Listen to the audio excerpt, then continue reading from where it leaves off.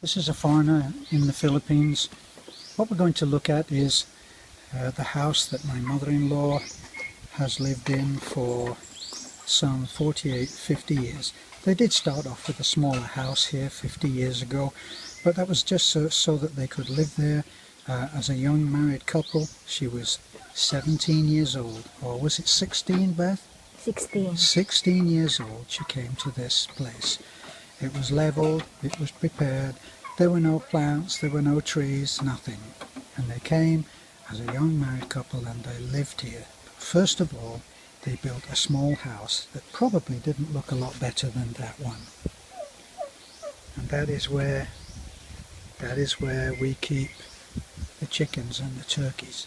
So we're going to look at the house now.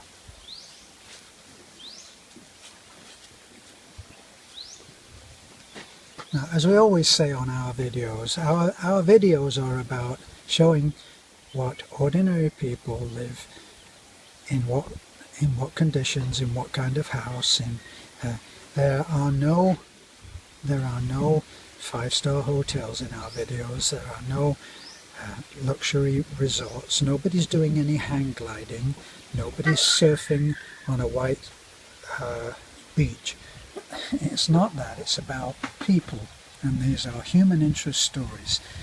When my mother-in-law came here, she was pregnant very soon after with her first child, one of 10 children, all delivered in this house. The only difference about this house now is that it has been extended a little at the back, which as soon as my wife Beth got a job, well, as soon as she got 2 or 3 jobs, she paid for an extension, long before I ever met her. Now, my mother-in-law is still here, suffers a little from ill health, from high blood pressure, but she is still as vibrant a woman as she ever was, and we'll meet her now. This is where we're going.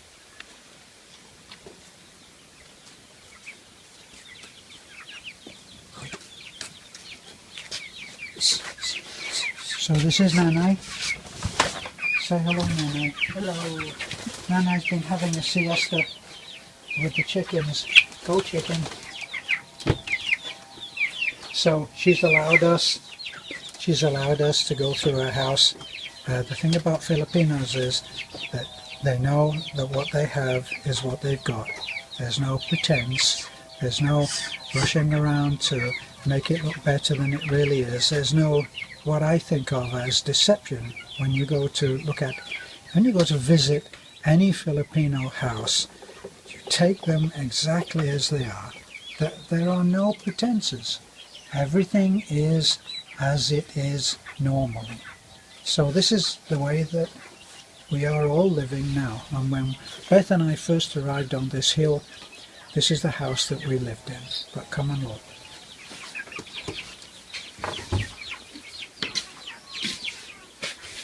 Now, it was a lot more simple than this.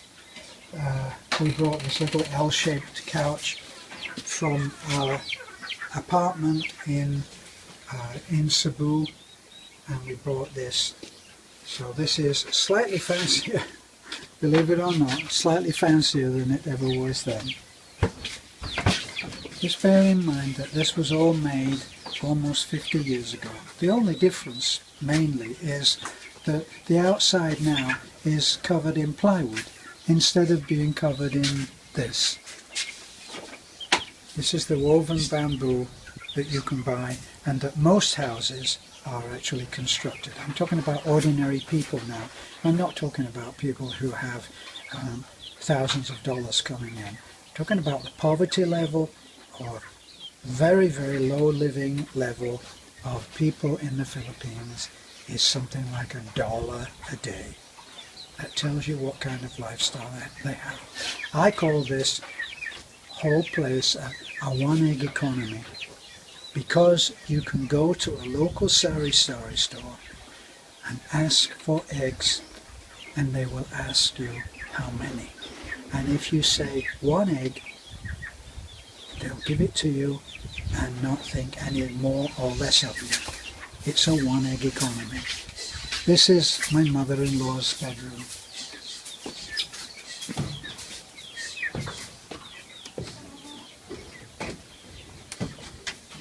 Prior to us arriving, my mother-in-law slept on the floor. She would have a mat on the floor. This is bamboo strip. This would have all been culled from the area. All of this, plus all of the, apart from the plywood, everything else would have been culled. Very, very recently, we've got electricity. So in the last 2 years, 2 major things have happened to my mother-in-law. She has electricity, very, very basic, and she has water. Now, prior to that, in our other videos, you will have seen the well that we just put in a little while ago. I went last year to see my youngest son, Theo, and his soon-to-be wife, soon-to-be my daughter-in-law, Maria. And when I came home, they overloaded me with kindness and gifts and money, which did allow us to start putting in the well and an electric pump. Soon after we got back, we worked on that very hard. We put a lot of money into it too, and we put in a well. And we put in an electric pump. And after that, my mother-in-law had the unspeakable joy of turning on a faucet and having water, clean drinking water, come into her sink. Can you imagine that? She waited for that for 48 years. This is the bed that we gave to her, which along with what us Westerners think of as a joke, every night when my wife, who loves to watch television drives me crazy, but she loves to watch it, every night I can hear murmurings from this room of my mother-in-law reading this, which is a Bible in Visayan. My mother-in-law, apart from a few people that I know, restored my faith in the idea of a good Christian. She is the best Christian that I've ever known. This is where the Bible is kept. It's read every day, and it is practiced every day. So we'll go and look now at the other room.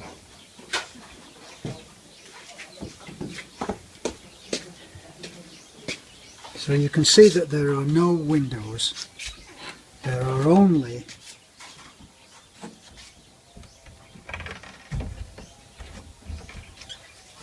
shutters. They're very, very high security to stop people from breaking in. Can you come and focus in on this, honey? This is what stops people from breaking in.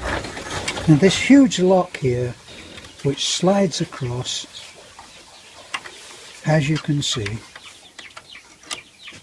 very, very high security. The only thing that is ruining the idea of a simple life is this mind conditioning box. But we're not going to go into judgments on that.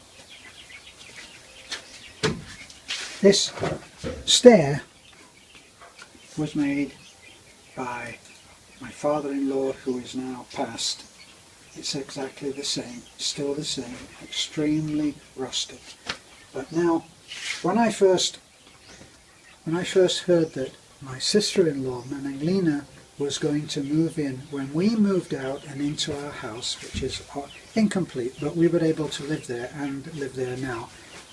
Nanay'S moved from her tiny house, which is a little way across, and she moved in here. And I asked a day later, has Nanay'S moved in with Talik? And Beth said they're putting their stuff in there now.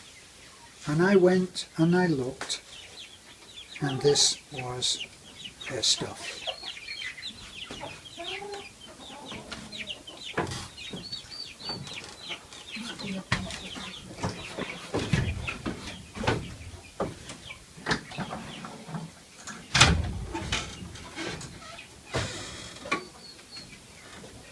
Now when George Carlin talked about stuff, he didn't know anything about the Philippines, because people live very simply here.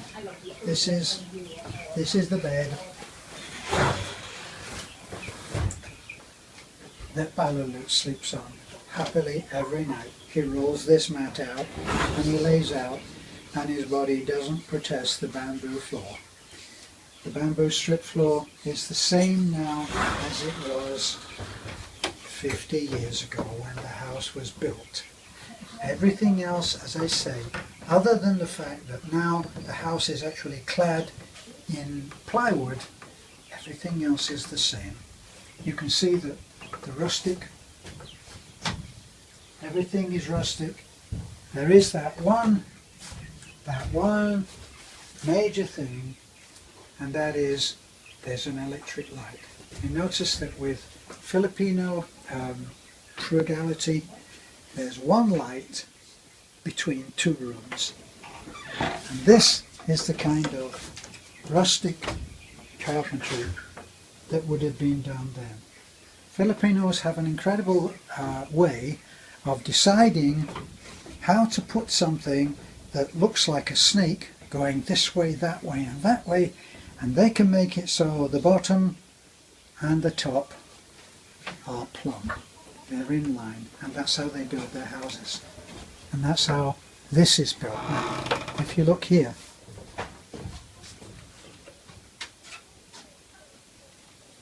that's the way that it was. And again, let me show you. All of the posts, and if you look down here, this is the major post, the one that goes into the ground, and then spliced into that on a Philippines only joint is this here. This goes into the kitchen and is support for the kitchen. Well, that's Balalut's room right now, because he now lives with Nanay, because we live up in the house. This was where Talik and her mom slept for a while. Then Balalut decided that he would like to live here because I think we eat a little better than his dad does. So with all the practical common sense of a boy of 10, he decided this would be a good place for him to live, and who can blame him? But this is the room that Beth and I lived in, pretty much like it is now, for 18 months, Beth? Yeah. Yes, about 18 months. Pretty much as it is now. But let's have a look at the kitchen. So here we are. This is the kitchen. This is the family centre of the house, although in the living room, what you've just seen with the L-shaped couch is actually called the cellar. For some strange reason, they call that the cellar. I guess it's because the two bedrooms where in the heat of the night the stripped bamboo floor is cooler than it is in the living room. Of course, there's no air conditioning. But now we're going in and we're into the kitchen. The kitchen at one time only used to come to here. That was when Beth stepped in and paid for an extension. She paid for the porch that you saw when we came in, and she paid for the extension of the kitchen. So here we are, cooking over an open fire, and this is Nanay. Here she is again. Let's have a look at her cooking range. Yeah. What's that, Nanay? It's pork. So we're actually having dinner prepared right now. So this is what something that is used on an open fire looks like. The top may be cleaned and silvered, but that's an open fire for you. So the wok, as you can see, wood, it's a wood burning fire. Underneath is where we keep the wood, it dries out, it's easy to start. Okay, so let's go over here.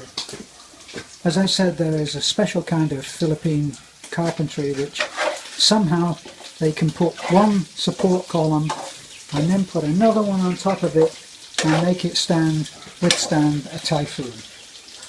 Have a look at this. So this is the upright into the concrete, and then you've got the splicing. Are you following my finger, honey? And into here, and that all goes in and kind of goes like this, and then you've got this. It amazes me that it stands up, but the irony is that my modern house of metal stud and all of those modern materials probably won't stand up as well as this house has to numerous typhoons. But then we come over here. Nanay, show us the water. Have Nanay show us. Tubig ko na may paagasa.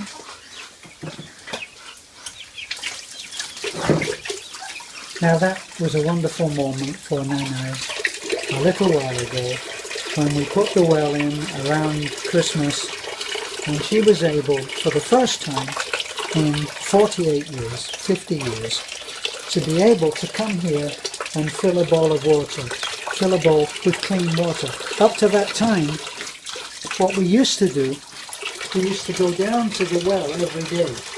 Talek used to go, Balalut used to go, I used to go. Fortunately for my lovely wife, she didn't go very often because she managed to get me to go and other people. So she got away with it, didn't we? Yeah. Anyway, here's Balalut now. This is one of those chores that comes with an open fire. There we go. Thank you, Balalut.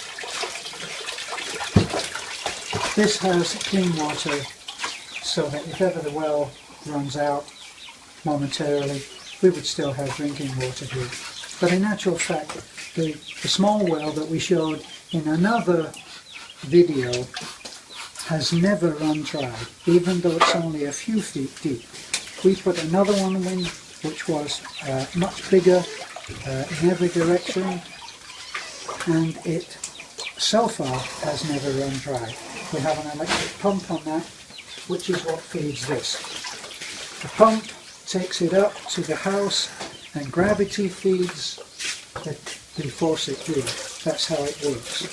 So this is the most basic way. This is pretty well what you would see in almost every common house. There's nothing to brag about, but in a Filipino way, there's nothing to be ashamed of. This is what they have. This is the best that they can do.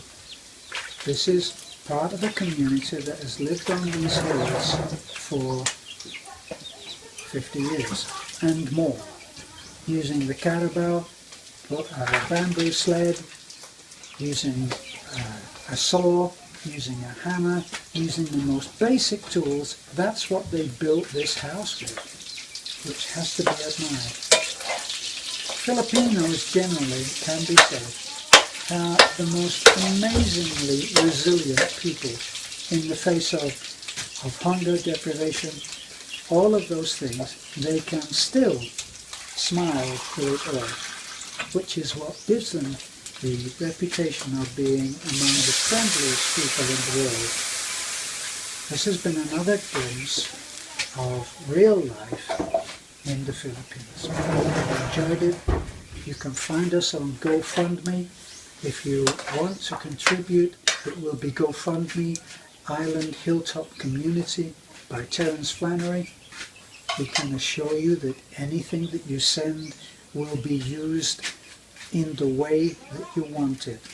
If you want to send something to Nanay to help her, my wife jokes with Nanay and says, we'll ask them on GoFundMe if they'll send you some money to buy new underwear. If that's what you want, that's what it will be used for. If you send something for Talek or for Talik's mom, Lena, or for Balalut, who all depend on Beth and I for their schooling, for their food, for all of those things, school bags, books, tuition, dinner money, all of those things that comes from Beth and I. We do as much as we can, and as much as we can for my brothers-in-law and sisters-in-law. We do what we can. We eat here at this simple table which was made many years ago. Beth sat as a child at this table. So we actually eat as a family every night. We have dinner here. That's Nanay, Beth, myself, Talik, Balalut, and Nanay. That's the mother of Talik. We eat as a family. Chickens, dogs, cats, everything in. That's life. That's life in a hilltop farm in the Philippines. So that's enough from me. I hope that you will look on our other videos.